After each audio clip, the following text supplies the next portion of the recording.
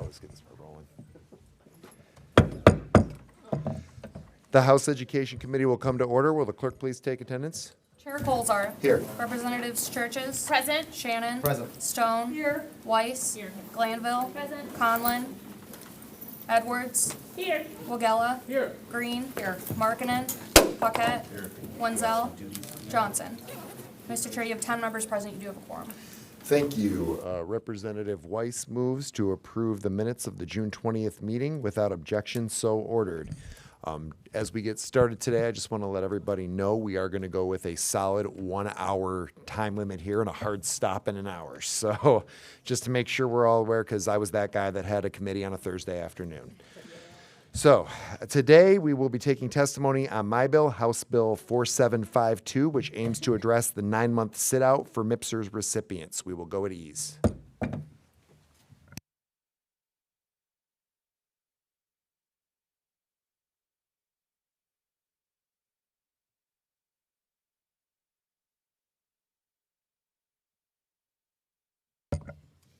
The House Education Committee will come to order.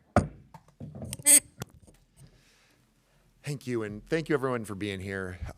This is an issue that all of our districts are facing. We are hearing it from our school districts across the state regarding substitute teachers, coaches, club advisors, parapros, consultants, you name it. There are so many people that have an issue with this 9-month sit-out. Now, I want to talk a little bit about this bill, what it's trying to address, and we'll talk more. And I will say this, I will preface that, is this bill perfect? No.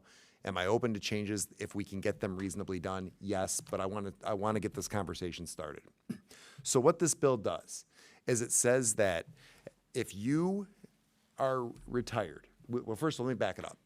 If you retire right now from the public school system, you have to sit out for a mandatory 9 months. After that 9 months, you can come back to working in the public school system and you can collect your pension while working. The thing is that sit-out is mandatory. You cannot be doing anything with a school district in those 9 months. What my bill does is it says you can earn up to $10,000 within that 9-month window per calendar year. And then once you are done, whether you earn the $10,000 or whether you're done performing whatever duty it is you're performing, the 9-month clock must start all over again to achieve bona fide termination with the IRS. So that's the essential. So the good news is you can come back if you are a substitute teacher, a coach. Maybe you're a special ed consultant that wants to help write IEPs. Maybe you are a club advisor. Maybe you want to be a part-time bus driver. There's a lot of things you can do there.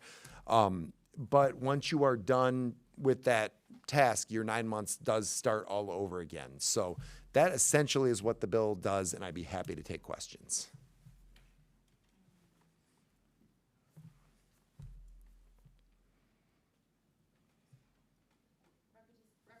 Shannon? Thank you, Madam Chair. Chair Colzar, thank you for your testimony. Could you clarify you said per calendar year, so is it 10,000 for, say, 2023, and then you could make another 10,000 in 2024? That is for correct. that same school year? That is correct. So let's say you retired right now in June and you wanted, I'm just going to make up a task. Let's say you wanted to substitute teach and you came back and let's say you made $7,000 in that first year and then it was December and you came back in January. That starts all the way back at zero. So yes, per calendar year. Thank you. Representative Shannon. Representative Green? Yes, thank you, sir. What a fantastic idea. It is much needed and much asked for. I guess I have so many questions. But one of it is the $10,000. Why can't it be more than that? Because if they come back as a full-time sub, is there a possibility that they would exceed the $10,000? That's a good question. We don't want anyone to exceed it because that could potentially risk their pension. So that was an amount that was agreed upon with ORS. And if they want to get more into the specifics of why that was the amount, I'm happy if they're here, if they want to answer that question. I don't know if they're here or not. Okay. Okay. I was told they would be here. But Yeah, because a question for ORS would be, what's the threshold that how far they can go before the IRS comes in and it disturbs. I know you can't So- answer these questions, but I think these are good good questions that they need questions. to be answered, because I just wouldn't want to hinder anybody from making more than that they could, or they had to stop subbing. I guess that's where I think of it, as mostly subbing and coaching. I don't think coaches make more than 10 grand, but I wouldn't want to hinder a much needed sub right now. And I would agree with you. And if we can get some assurances that we can go higher, I would be open to that change. And then was there a possibility then lessening the 9-month time period as well? Once again, if I can get some assurances that everyone can be on board with that, I'm absolutely willing to make that change. It all depends on what we can get through. Thank you.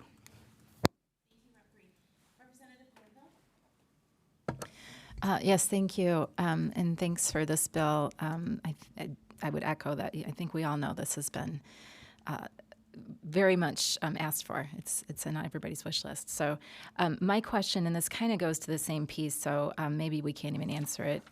It's very similar. It's just wondering the technicalities around this amount of money and why we can't just suspend this and allow retired staff members to serve our schools, and just as a coach, as a sub, as needed. Is there a reason we just can't allow that? Why even have a wait out period? Is that essentially what you're asking? Yeah, and then why we have to even, because as I recall, I mean, this wasn't a thing for a good long time. Correct. I believe it was 2010 when it officially became a thing. Yeah. And what it was, the reason that this law was enacted, obviously predating when we were all in the legislature, was they wanted to prevent what's called double dipping. The idea that, especially they said there were some certain jobs, maybe a high-level administrator who was making a good 6-figure income would quote-unquote retire one day and then come back the very next day and collect a pension and still make that 6-figure income. They were looking to avoid that, was the way I was told from the history of it.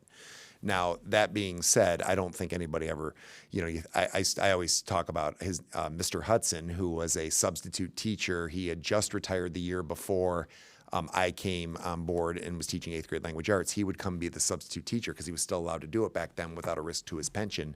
And I used to always love it when I got Mr. Hudson to be my substitute teacher. The kids hated it, but I loved it because I knew there would be no funny business. He ran a tight ship, and those were our best qualified substitute teachers. They had the most classroom experience, and unfortunately, we lost all of them. Yeah, absolutely. And the coaching piece too, right? I mean, there's such a rich relationship of mentorship that goes along with that. So, yeah, I would echo the sentiments of looking at how we can make this as open as possible, bearing in mind that certainly we don't want people double dipping at the 6-figure level. But I feel like I hope that there might be an opportunity to allow folks to do those more stipended types of roles with a little bit more flexibility.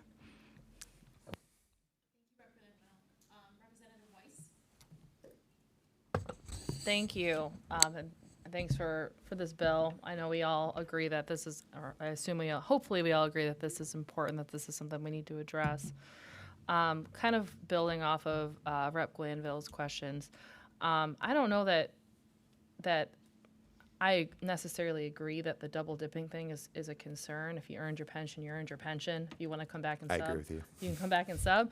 The potential concern that I could see is if a district were to hire in a bunch, if there was like a massive retirement and a district were to kind of like supplant some of these positions with retirees, concern around possibly having fewer people paying into the pension system from those positions. Is that sort of like where this is coming from, or is there anything in the bill to protect from that? So based on my conversations, one of the concerns and the reason so originally when this bill was negotiated in the previous session with the sponsor that helped come up with this, there was a lot of angst around how many months. And originally the idea was 1 year of a sit out, and it got negotiated down to 9 months. And when I asked why 9 months, why that reason, I was told that they were afraid that if it was less than that, you might incentivize a bunch of people to retire in January, creating a mid-school year issue with teachers. And then by having it be the following year, it would be an incentive to collect your pension and come back, which could potentially hurt the pension system and kind of not what the spirit of the law was intended to do. That's how it was explained to me. Are districts required to pay anything in to supplant the cost of those pensions currently in the bill, do you know of?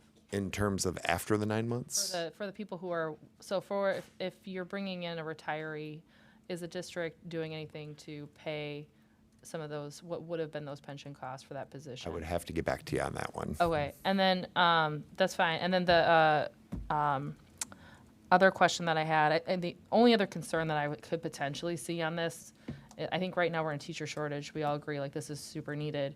Down the road, if we do everything we're supposed to be doing, and we're bringing more people into the profession and keeping people into the profession, wanting to make sure that we have positions open for newer teachers, I don't think that's a concern right now, but is there like a sunset or anything that would, be built into this currently? We discussed the sunset. I don't believe there's one in this bill. Correct me if I'm wrong. I don't believe there is, no. Okay, all right, cool, thank you.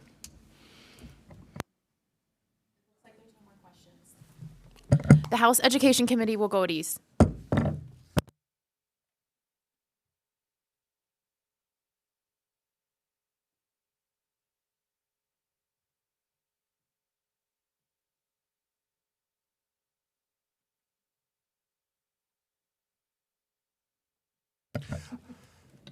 Committee will come back to order, and I was correct. There is no sunset on it as of right now. Okay, we do have some cards in of people wishing to testify. So I'm going to start with wishing to speak and opposing the bill as written, Eric Edoff from the Macomb Superintendent's Association. Did I get your name right, I hope? And Mike DeVol. Oh, and Mike DeVol. Mike DeVol. Okay, we only had one name on the card, but everyone's welcome.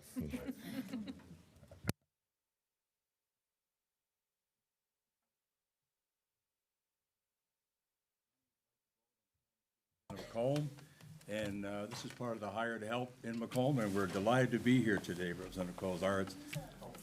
Oh, I'm sorry. My name's Mike DeVault, and we're delighted to be here today. We're going to alter our presentations and let Eric go first because he's got to catch a flight, and we appreciate the time here. We're just grateful for the opportunity to speak to you. We know that all the legislators and senators and reps have very busy lives, very busy families, and we're thankful for your service. I really mean that. I've told that to our Macomb delegation many times, the sacrifices you make for your families. The public doesn't know what you're doing, and being here today and throughout the weekend, we're just so grateful for. So Eric here is Superintendent of L'Anse Creuse, 10,000 kids, long-term serving, and I'll let him address the bill, and then I'll come back and talk about our opening comments if we can. Thank you. Thank you, everyone. Thank you, Mike.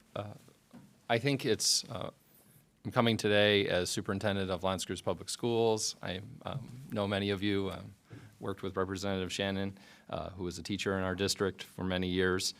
And this is a complicated issue, but we believe there are some simple answers to resolving, unfortunately, the great teacher and staff shortage that many of us face in Michigan. I want to thank Representative Kolazar for bringing this issue forward. We greatly appreciate the attention on this. Believe there are some modifications that would make this something that would help all of us. We obviously have shortages in a variety of positions in our school systems right now. I also represent the K-12 Alliance as the current president and Macomb Superintendents Association, and I can echo sentiments of many districts that these issues are not unique. Like other states, we're struggling to fill these jobs in all industries, including education. But what's different for us is that we do not have the ability to rehire our recently retired workers. We are restricted from doing so, from offering the jobs, unless you've been retired now for at least 9 consecutive months. The challenge that we face to fill positions is unfortunately getting worse, and it's through a variety of positions in our school systems, from support personnel all the way through educators, classroom teachers. The labor market is competitive, and unfortunately, as everyone knows, Michigan is still in a declining population. The bill before you does intend to address this challenge. However, it does not significantly impact the needs that we have because of the unfortunately the cap that's placed upon it, and then the additional 9-month waiting period. Positions that we need to fill include coaches, support staff, secretaries, building administrators, and countless teachers. And these are our most successful, most experienced, and I believe best personnel in our districts because they've been with us the longest. Since 2010 until July of last year, we were allowed to reemploy former school employees as long as they paid in each calendar year was limited to 1/3 of their final average compensation. What the legislature attempted to do last year was to remove this 1/3 earnings cap, making returning to our profession more attractive, but only if you've been retired for 9 consecutive months. Unfortunately, this means that now and going forward, we have even more difficulty filling roles and are asking people to support our students and staff. I think a highlight of this is mental health professionals. We've all been trying to staff up in that area, from social workers to counselors. We've added a significant number of positions in our district, and these are highly senior people, and they have other job opportunities, unfortunately. The private sector is very attractive to these positions right now, and we need to do anything we can to retain them for our students. We're asking for the removal of the 9 consecutive month restriction, reducing it to the IRS minimum 1-month separation period that it is used in various other states, while also asking that reporting units be required to pay the unfunded liability on the retirement system, which I believe Paul will speak at a little bit later. So again, thank you for giving me a chance to speak today. This is a very important issue to us, and we don't believe it's a permanent solution. This is a temporary solution to a problem we wish we didn't have, but believe it's necessary in the times now so that we can staff our classrooms with the best professionals, the most highly trained professionals. Our kids deserve that. Thank you. Thank you. Any questions from committee members? Representative Glanville. Thank you, Chair, and thank you for being here today. I just wanted to clarify. So what you're suggesting is that it would be a 1-month sit-out, and then there would be no salary cap? There earnings are cap? examples from a variety of other states where we've seen sit-out periods of 1 month, 2 months, and then a return without a salary restriction. That's correct. Okay, thank you. Okay, any other questions from members? Okay, thank you for coming in today. Have a good flight. Really quick, we had a question asked earlier. Oh, you guys want to testify? Sorry. Oh, that's right. He wanted to go first. Never mind. Yeah. I take it back. You may continue. Thank you very much for allowing us to alter our schedule here. Again, my name is Mike Duvall. You know, someone's worked for public schools for many years. The most important part of my job is to assure parents and students that their schools are fully staffed with the most talented adults in our communities. Also, and my Macomb colleagues know, one of our values is in Macomb is to elevate the profession with the best pay, policy, and support we can. And here's a real-life example that happened the last couple of weeks.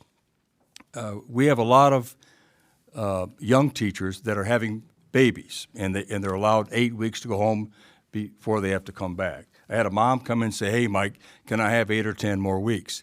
I want to say yes, because I think those young mothers ought to be able to have more time with their babies. I really believe that. But the only way I can do that is if I have a highly qualified teacher to come back into that classroom, whether it's a special ed, autistic impaired, or a 3rd grade class. The parents in that class deserve that kind of caliber person. We're paying, somebody asked about pay, we're paying $125 for subs, but that teacher that is qualified, Chair, retiree, I'll pay $400 to get her back, or him back. Because that's how valuable it is to us to have that retiree come back in who knows things the parents accept, and I don't have to worry about training them, and the parents are way more likely to support the regular teacher being gone another 8 to 10 or 12 weeks to take care of their baby. That's a big deal to me. That happened twice in the last week. Another example I'll give you in terms of technology. We do all the data processing for all 21 districts. We do all the payroll, we do all the systems, they're all the same, fiber optics, scheduling, student records, and all that. We also do it for 5 counties up north. Part of that is having programmers and solid kind of people that will stay with us. I had a guy retire who wrote the program. I need him back. He can't come back to do errors or correct things. 2 weeks ago, and this happened down in South Macomb, we get a tip on our system that a kid was going to commit suicide. So I had to get everybody in there to try to find out where that tip was coming from, where that kid was making that online problem. We worked all night long to find out with the Warren cops, find out and notify the parent. That's the kind of talent you have to run a large school system and respond to moms and dads in this environment. That wouldn't have happened to me 20 years ago. But I have to have top people, Chair, in there, and this retiree and other retirees, I need to give me that kind of capacity. Now I'm going to turn it over to our Chief Financial Officer. Paul here has been recognized by House Fiscal and Senate and knows everybody here in town. He's been Paul Badie has been, he worked in private sector and has been with us many decades. He's a key advisor to everybody here in town, and I'm going to turn it over to him. He's an expert in this whole area. Paul. Thank you, Mike. And thank you again for bringing this issue forward and allowing us to provide some input.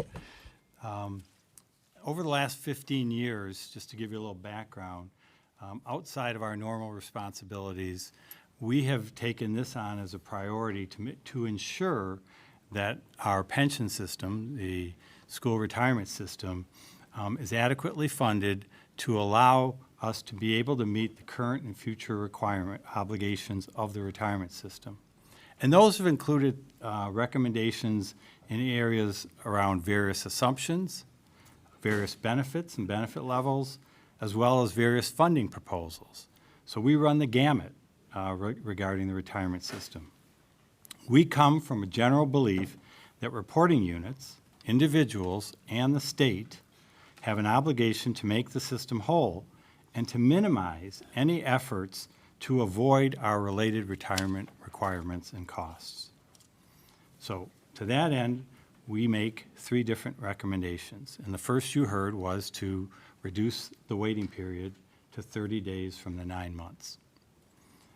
The 9 months has nothing to do with any IRS requirement. It is simply a decision that was made internally as to what might be the best to go forward with this plan. And we support the plan of allowing teachers and other educational staff to come back. So we were supportive in concept, but not of a 9-month waiting period. The 30-day requirement that we propose has been acceptable for years. Other states have similar waiting periods, and some have even less. And think about it this way. We would, from the standpoint of a bona fide termination or bona fide separation, we would expect that districts would be required to post those positions. Because, again, they should be hiring the best qualified candidate, not necessarily the candidate who retired. Some have said that by reducing this time period, it would place an undue or a significant financial burden on the retirement system. We believe the following 2 recommendations would significantly minimize, if not eliminate, those financial burdens. The first was mentioned earlier by Eric, that suggests that all units who hire retirees need to pay the unfunded liability that they pay for current employees. That was eliminated with the passage of this original legislation. The expectation is that we should be paying on all employees, retired or active. The second recommendation, and keep in mind, if we didn't have a shortage, we'd be hiring new staff, and we'd be paying those same contributions on those employees. So it's not an additional burden to the districts. It's an expectation that we should have, that we are willing to pay that. The second one is around health care. there's a presumption that by allowing someone to retire maybe sooner, that the financial requirement to the system would be that now they'd have to pay out health care benefits sooner rather than later. We propose that those districts, again, who hire those retirees, be obligated to pay either the health care for those same retirees or to reimburse the retirement system for what they otherwise are paying presently for those retirees' health care benefits. Again, we would expect that if you hired an active employee, not a retiree, we'd be paying those same costs. Why shouldn't we be doing it in this instance? I said earlier, our goal is to not allow those to avoid the costs that otherwise would be required. That's something that we have proposed for years, and we continue to propose that. And we believe those two recommendations in particular would keep the system from being harmed and allow those employees to come back sooner after 30 days. Thank you, Paul. We've also looked at, Chair, Ohio and Illinois, and there are similar kind of situations we have here. And we also bring to the committee's attention, police and fire are allowed to come back without any waiting period. And I even think, like the Macomb County Sheriff's, I talked to Sheriff Hackler, he's got 40 to 50 openings now trying to recruit people.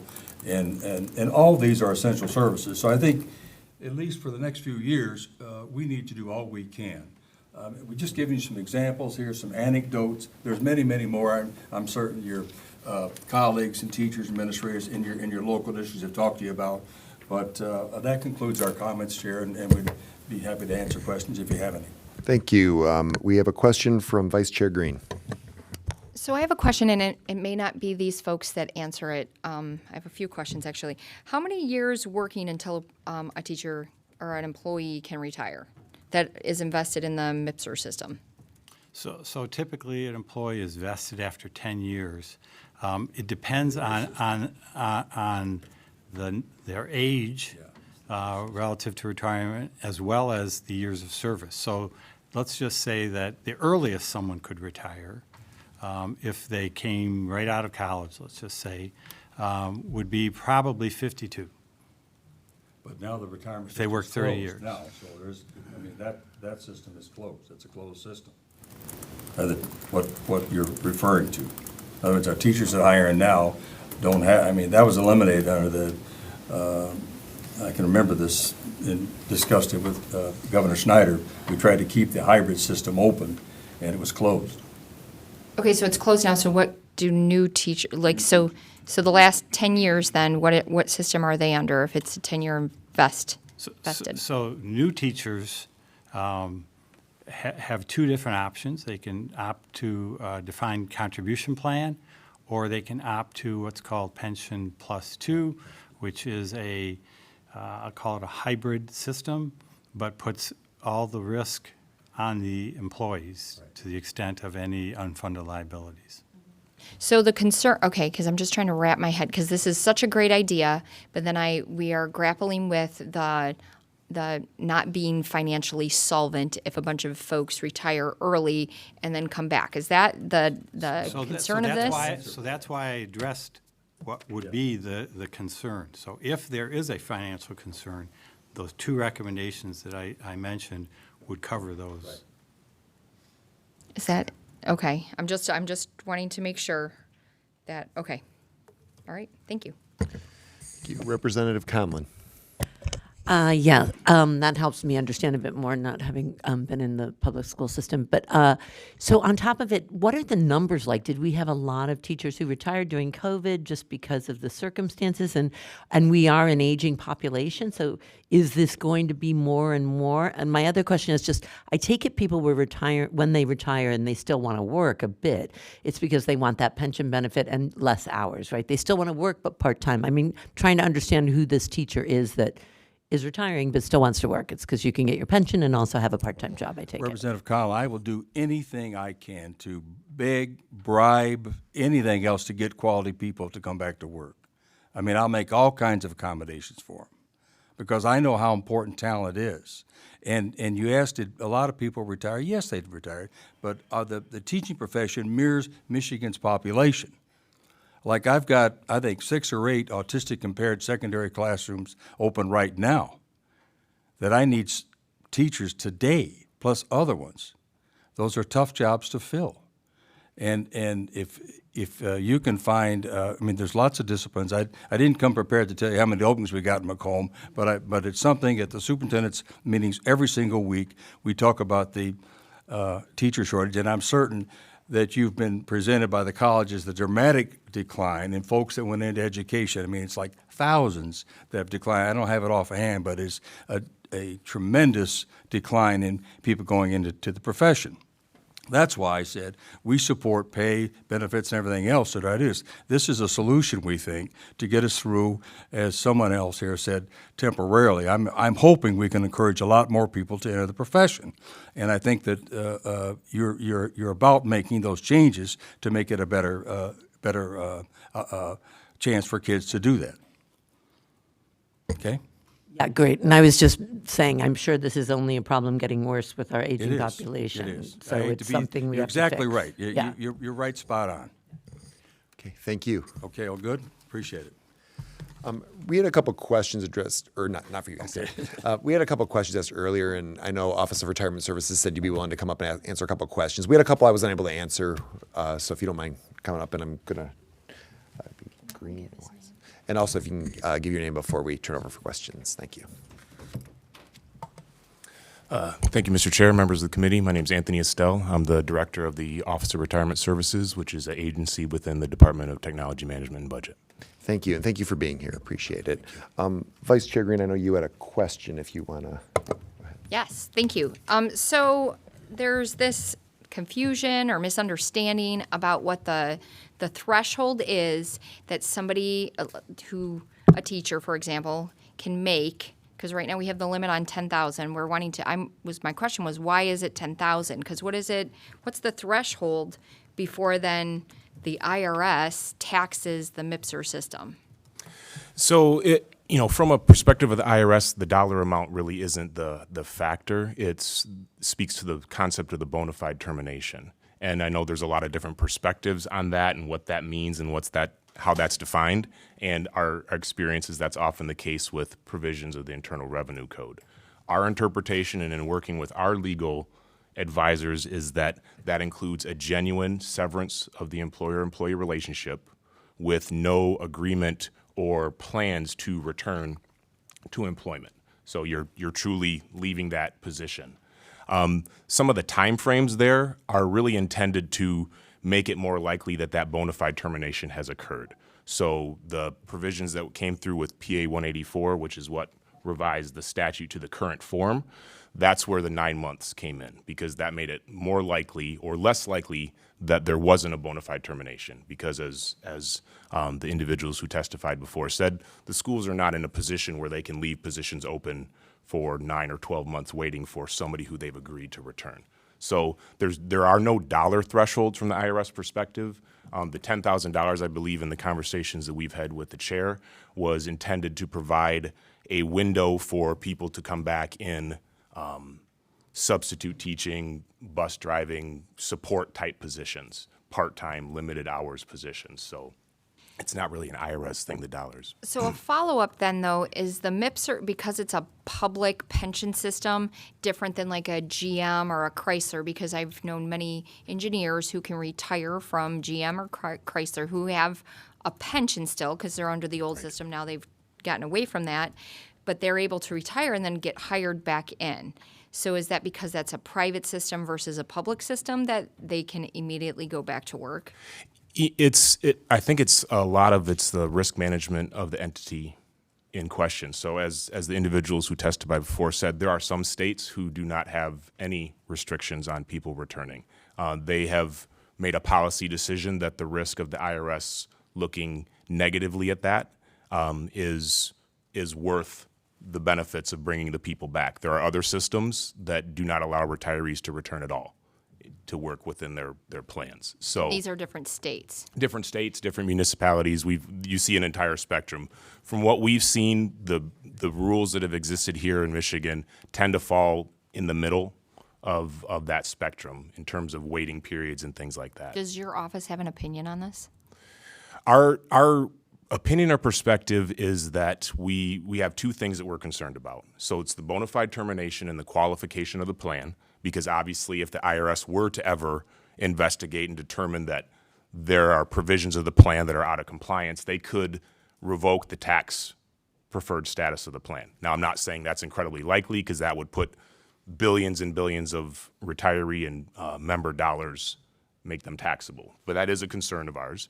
The other piece is kind of an actuarial or funding piece, which is if you have provisions that are overly permissive, that a person can retire and quickly turn around and return to work, that can incent people to retire earlier than they otherwise would have and than what the actuary would have expected.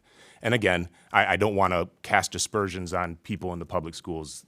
We know the majority of people would not use this, and at the same time, it's not very hard to imagine a scenario where a person could be eligible for retirement, excuse me, I'm sorry, planning to work 5 more years and say, you know what, I'm going to retire now, and then come back for these remaining 5 years, negotiate a different salary, negotiate a different benefit package, continue to draw the pension, and have that elevated salary. Individuals who have the greater contractual flexibility would be able to use those provisions to a greater degree. So those are our two broad concerns. We very much understand and understand the challenges that our schools are having. We're the retirement system for those. We're the benefits for those individuals who educate our children. So we very much understand and support that. Thank you. We do have a few members that want to ask questions. I ask that we try to keep them moving along too, because we still have a couple people that want to speak, and I will honor that 1 hour hard stop here in about 22 minutes. So Representative Weiss. Thanks. I got 2 quick questions. Well, two and a half quick questions. First, you mentioned that this is a concern that the IRS could potentially, without that bona fide termination, could come in and say something's not right. But we also did, from previous testimony, hear about states where they have like a 1 month wait over period. Have there been any cases that you're aware of from any other states where the IRS has come in and done anything in those states? We are not aware of any. Okay. And then my other question is, my other half of the question, part of that is, again, my understanding is that police and fire currently do not have these requirements. Has the IRS ever come in? Has there ever been a concern of the IRS coming in for police and fire doing a similar thing? I'm not familiar with that specific system. I mean, we don't administer the police. We do state police at our office. We don't administer any of the municipalities' benefits. But again, I'm not aware of any state or municipal system that's had an IRS investigation on this subject. Okay, great, thank you. And then my other question is, and I hear the concern around if you were to have like a mass retirement and what that could do to the system. Are there any of the requirements in the bill around having districts continuing to pay for pension costs for people who are coming back who have retired? If they're coming back to fill a position that they've retired for, is the district picking up any of that, what they would be paying into the pension system?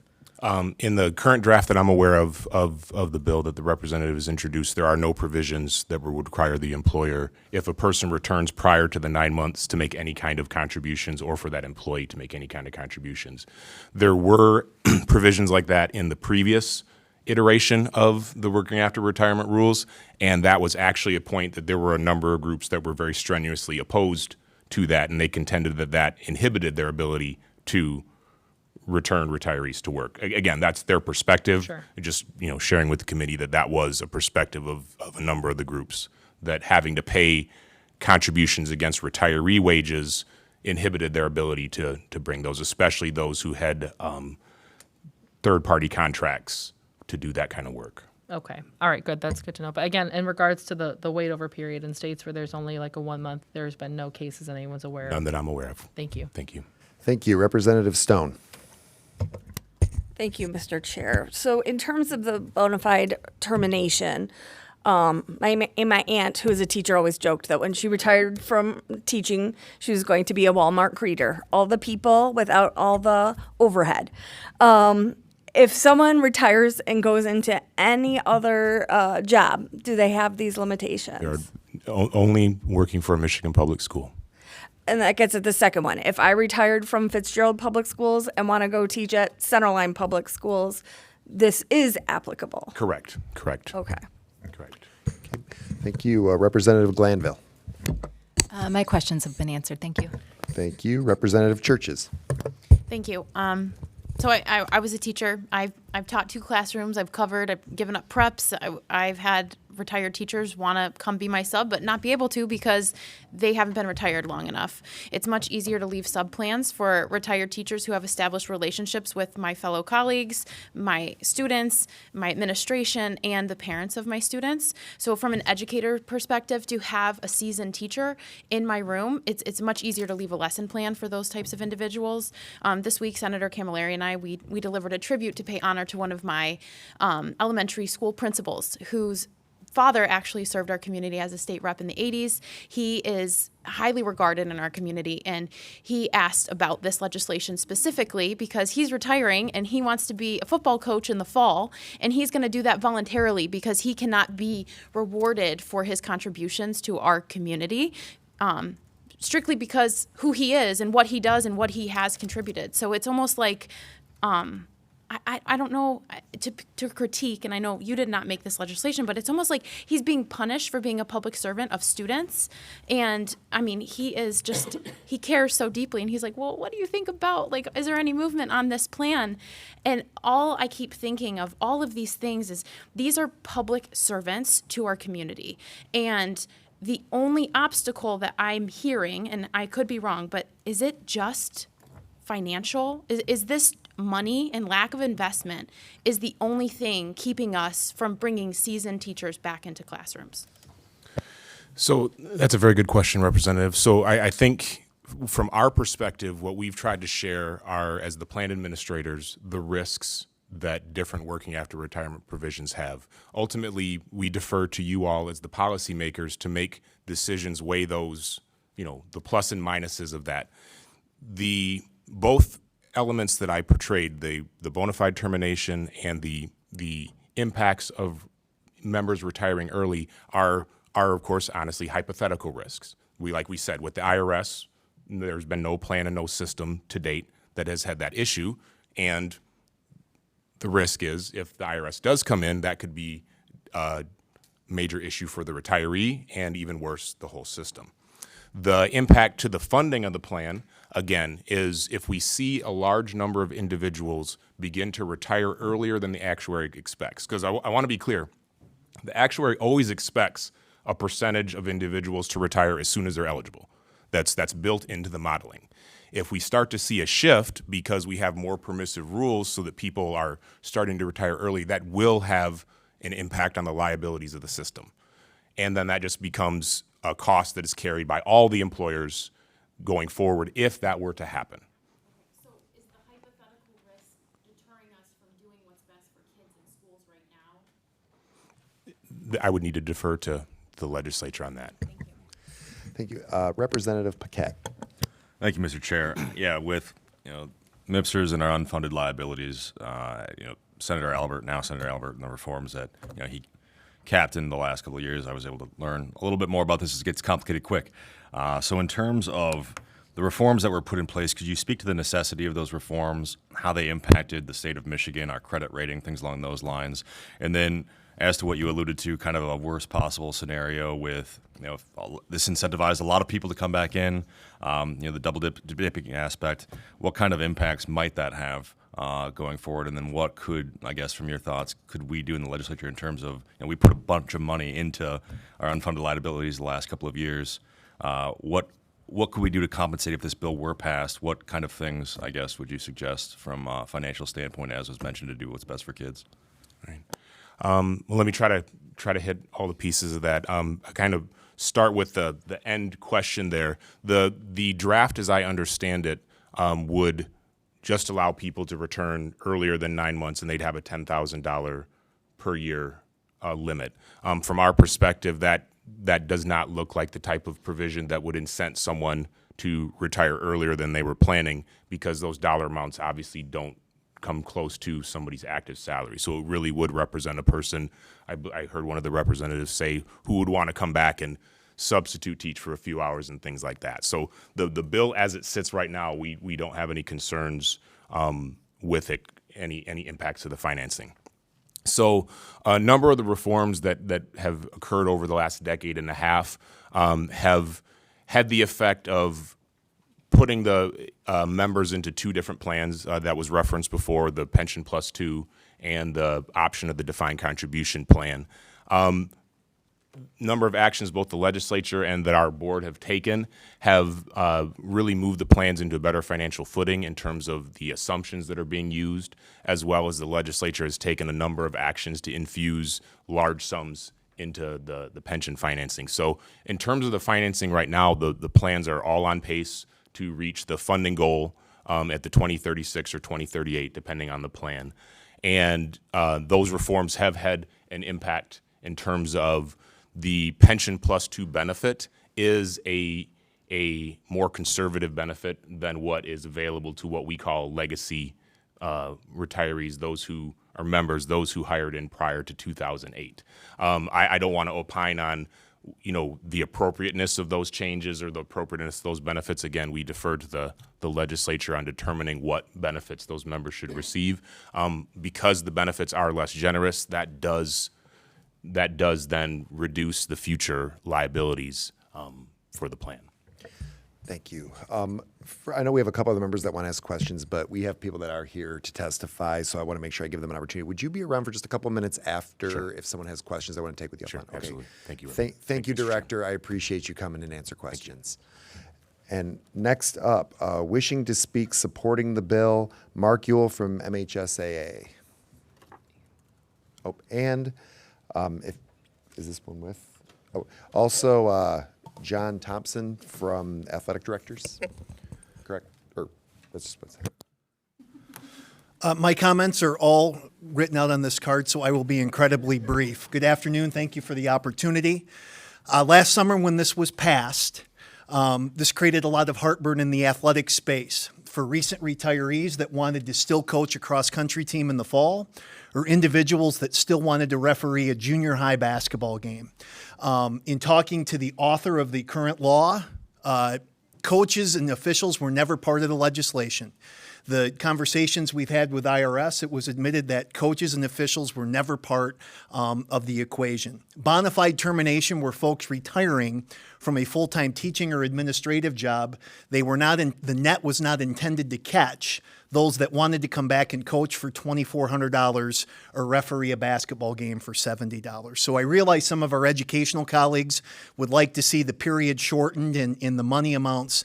Please know that those of us in the school spaces, we need a fix and we need it now. There are teams this fall that may not have teams because there's no one to coach, and games that might not happen because of an official, because that pool of recent retirees may not be fully ready to head off and just completely cut the cord, but still coaching that team or refereeing would be a way to keep these experienced folks still in the mix. And we thank Representative Colasar for moving this forward and the chance to share a few comments today. Any questions? Okay, thank you. Next up, wishing to speak and, was there a question? Sorry. May I turn it to John? I'm sorry. No, you're fine. Thanks for the opportunity. I'm a school administrator for Brighton Area Schools and have been for quite a while. I also will speak on the athletic end of things, but I will also dovetail that, yes, all the other discussion, those are serious needs across all of those roles for our schools. One point to know, yeah, you can get vested at 10 years and those type of things, but the retirement system for educators is, if you're really looking to do this right, it's based on your best 3 years of your income, which in our business is traditionally your last 3 years in the profession. So I don't see some of what we're talking about here today as necessarily like, oh my gosh, everybody's going to go retire and, we're going to have fiscal peril. So just wanted to make that point. I will tell you that from athletic directors across the state, whether you're in a big district, you're in the UP, west side, east side, it doesn't matter. Finding people to fill these roles and work with our kids is a real challenge. And I really struggle to see why, somebody that's worked with kids as a teacher or in another role in education, and they want to continue to coach, whether that's 7th grade girls basketball or help as a throws coach, shot and discus or even pole vault. I mean, those aren't really easy people to find. But truthfully, even our mainstream sports, finding people willing to give their time is a challenge. And I'll just leave it at this. I mean, nobody coaches school sports to make money. Basically, gosh, I hope your dad comes back and coaches and works with kids, but they do it because they have a passion for working with young people. They want to give back to the game that they were a part of, and they want to be, a resource for their community. It's not about the money. They're lucky to cover their gas getting to and from practices and contests, and if they can maybe buy their spouse something nice, or their kids or their grandkids do something nice for them, even though they're spending time with everybody else's kids, we're not talking big dollars here. But I will tell you this, and Mr. Yule said this, we are 45 days away from the start of fall sports. There was a real cause and effect in the world of educational athletics as well as education as a whole. But we're on the clock, so seems like good people here. I would urge you to, let's see if we can't come together, get something figured out to take care of kids. So thank you. Mr. Thompson, I will agree that as somebody who coached 2 middle school sports, you're not doing it for the money. No, sir. Thank you both for being here. I appreciate it. Next up, wishing to speak and supporting the bill, Alicia Urbane from MEPSA.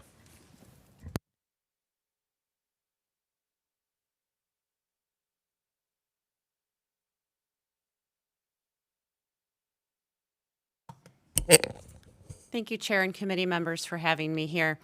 A funny side note, if you've ever wondered what a lobbyist is like having as a parent of a school official, you can ask Mr. Thompson, because my kids actually attend his school, and I'm that nightmare parent sometimes for him. So again, thank you for having us here. In brief history, I've been working on this issue since 2010 when these went into effect. In 2010, the return to work provisions didn't exist. As part of the early out package, at the time, under the House was under Democrat control, the Senate was under Republican control, and Granholm was the governor. The legislature put the provisions on return to work in. The idea was that MIPSers needed new employees to pay the debt of those that had retired, so they needed to prohibit the recently retired from returning to work so that new educators could be hired. Prior to that change, there was a standard 30-day waiting period to return. The pension system has gone through a number of changes since then, and now new employees are largely in the 401k style plan, like they mentioned, instead of the defined benefit plan. Also in 2010, the state was flush with teachers. Teachers coming out of the colleges of education sometimes had to wait a year or 2 of subbing before they got hired. So there was plentiful people to fill those positions. Today is very different. As a state, we don't have enough teachers to fill our classrooms. We can't find subs. This isn't unique to teaching. It's a staffing struggle that is in many industries, but this one specifically impacts our schools. As one of the previous speakers said, though, I want to make a point that the retiring now were in the defined benefit plan. Those that would be hired wouldn't be in that plan. So if you're worried about that, the financial drain and paying the UAAL, these people aren't going back into the same plan anyway. So even if they hire new people, they're paying into a different plan.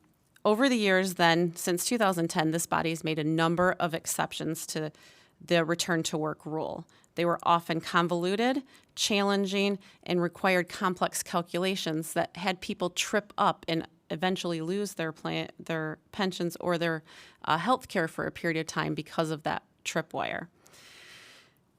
with this bill, I want to point out the $10,000 cap can still be a trip that people do follow up on. If you have somebody that is subbing at multiple schools, maybe refereeing at multiple schools, as soon as they hit one penny over that 10,000, their pension can be impacted. The 9 months, the waiting period, is at least a clear date where everybody knows and is less likely to be tripped. One of the questions, and I think you guys did ask ORS, is to find what has changed since 2010 from the IRS. We had a 30-day waiting period. People could come back. What has changed since then from the IRS? And I think the answer is nothing, but it's more likely that a 9-month period would be a bona fide termination than a 30-day period. We do understand that we don't want a lot of people early retired and that all of a sudden it creates more staffing challenges or more financial burdens. However, that's not the case to date. I think that you would be better off, if you are worried about that in the future, is to add that sunset versus doing things that make it hard to calculate what a person can earn. So my ask today is that you move that 9 months down to something less. I mean, 30 days would be great. 90 days would even be something that will help schools. This is not a charter school issue. This is an issue that we work directly with a lot of our counterparts on the school community, and we just want to see good policy and good people, experienced people in the classrooms where we can't find a full-time year-round teacher. Thank you. Any questions?